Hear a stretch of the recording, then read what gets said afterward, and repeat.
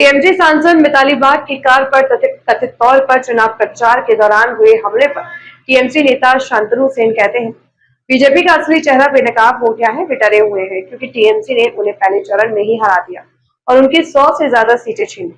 जो लोग महिलाओं की सुरक्षा की बात करते हैं, देखिए उन्होंने कैसे एक महिला सांसद पर हमला किया और उनकी हत्या की कोशिश की। जो चेहरा है वो सामने आ गया। इसमें 3 मुद्दा है। एक, किस तरीके से बीजेपी डर गया, क्योंकि वो मालूम है कि पहला चरण में ही बीजेपी को तृणमूल बुरी तरह से हरा दिया, उसका 100 का ऊपर सीट तृणमूल के पास आ गया। दूसरा चरण है महिलाओं का ऊपर अत्याचार।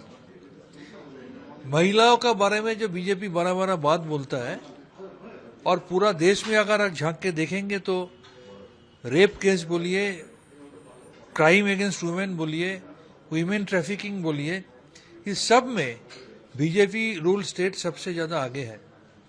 और जो नारी सुरक्षा का बात करता है, वो देखिए किस तरीके से एक महिला संसद के ऊपर ये प्राणघाती अटैक किया, उसको मर्डर करने का कोशिश किया, उसका गाड़ी तोड़ दिया।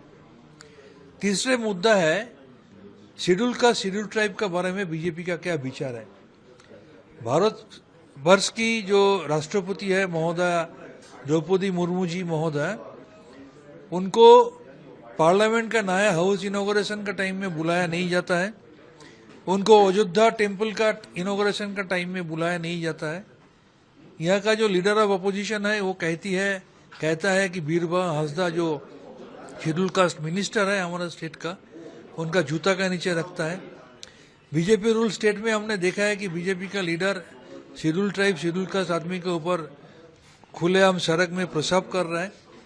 तो ये और एक बार सबूत हो गया किस तरीके से BJP basically anti schedule caste and anti schedule tribe है, किस तरीके से बीजेपी एंटी वुमेन है, ये आज पूरा सबूत हो गया। दादा, जिस तरह से सेंट्रल फोर्स का डिप्लॉयमेंट देखा गया, जिस तरह से इलेक्शन कमीशन का एक्टिवनेस देखा गया, इसके बावजूद भी एक सांसद के ऊपर अटैक हो जा रहा है, क्या कहना चाहिए? 1952 में देश में पहली बार पार्लियामेंट चुनाव हुआ था, तब से लेकर आज तक इस तरीके का चुनाव कभी भी देश का कोई आदमी देखा नहीं होगा। पार्लियामेंट का चुनाव का टाइम में पूरा देश में 543 पार्लियामेंट सीट के लिए 3400 company CRPF central force deploy किया गया था, और बंगाल में सिर्फ एक स्टेट का चुनाव के लिए 2500 कंपनी सेंट्रल फोर्स डिप्लॉय कर दिया गया। चुनाव आयोग ने चीफ सेक्रेटरी से लेकर, होम सेक्रेटरी से लेकर, डीजी से लेकर, एसपी से लेकर, 13 डीएम को लेकर, 73 रिटर्निंग ऑफिसर को लेकर, 143 लोकल पीएस का जो आईसीओसी है सबको लेकर सबको चेंज कर दिया। उसके बावजूद भी चुनाव का टाइम में, चुनाव का 2 दिन पहले महिला सांसद के ऊपर इस तरह की जो घटना घटी, इसका पूरा जिम्मेदारी इलेक्शन कमीशन को लेना पड़ेगा, गणेश कुमार को लेना पड़ेगा। और देश का स्वराष्ट्र मंत्री जो आज इसी टाइम उसी डिस्ट्रिक्ट में है, और देश का प्रधानमंत्री जो कल वहां पर सभा करके गए हैं, और बीजेपी का लीडर अमित शाह जिस तरीके से डराया, मार देंगे, देख लेंगे, उल्टा लटका के झुला देंगे, इसका ही नतीजा ये है। तो ये अमित शाह, नरेंद्र मोदी और